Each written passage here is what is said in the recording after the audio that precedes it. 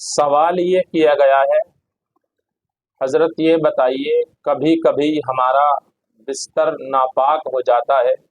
कभी बच्चा पेशाब कर देता है उसकी वजह से बिस्तर नापाक हो जाता है, या कभी हम बिस्तरी करने के बाद मनी वगैरह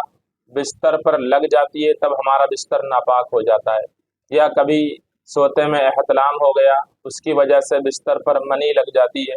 तब बिस्तर नापाक हो जाता है। क्या नापाक बिस्तर पर सोने में कोई कराहत है? नापाक बिस्तर पर सो सकते हैं या नहीं? इसके हवाले से बताइए। बहुत अहम मसला है, बहुत ज़रूरी मसला है। आज आपके सामने इस मसले को क्लियर करते हैं, बारीकी से आप हर लफ्ज़ को समझ लें। पहली बात तो यह है कि कपड़ा या बदन नजासत लगने से नापाक होता है, यानी गंदगी लगने से नापाक होता है, बदन हो या कपड़ा हो। तो आप ये समझ लें कि निजासत अगर गीली है, गंदगी गीली है, बच्चे ने पेशाब किया है या मनी वगैरह लग गई है बिस्तर पर और अभी गीली है, तो ऐसी सूरत में तो आप उस पर बैठेंगे या लेटेंगे तो आपके कपड़े पर मनी या पेशाब का असर ज़रूर आएगा। तो जहाँ पर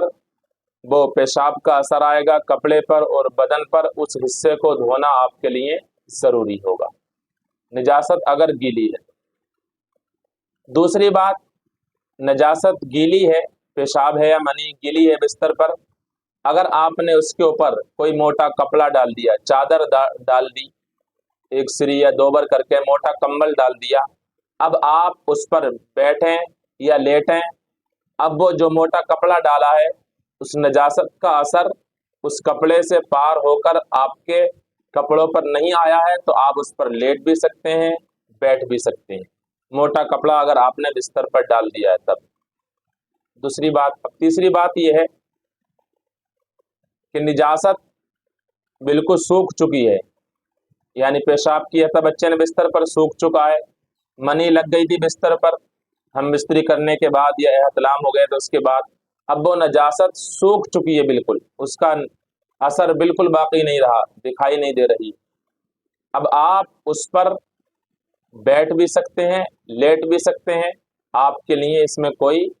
कराहत नहीं है, ना आपका कपड़ा नापाक होगा ना आपका जिस्म नापाक होगा, क्योंकि निजासत गंदगी सूख चुकी है। हाँ, अगर आप गर्मी में आए हैं, आपके जिस्म पर बहुत सारा पसीना है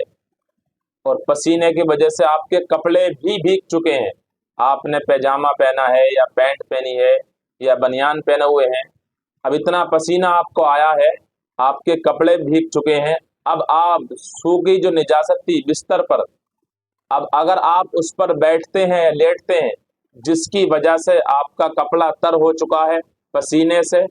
अब वो जो सूख चुकी थी नजासत गंदगी, आप वहां पर बैठेंगे तो जाहिर सी बात है उसका असर आपके कपड़े पर आएगा, कपड़े पर आएगा तो जिस्म पर भी आएगा। अब इस तरीके से आपका वो कपड़ा भी नापाक हो जाएगा जहां पर उसका असर होगा, और आपका वो जिस्म भी नापाक हो जाएगा जहां पर वो असर लगेगा, जो उसका असर आएगा। यानी उतने जिस्म को धोना जरूरी होगा, उतने कपड़े को धोना जरूरी होगा जो आपके जिस्म पर लगा है।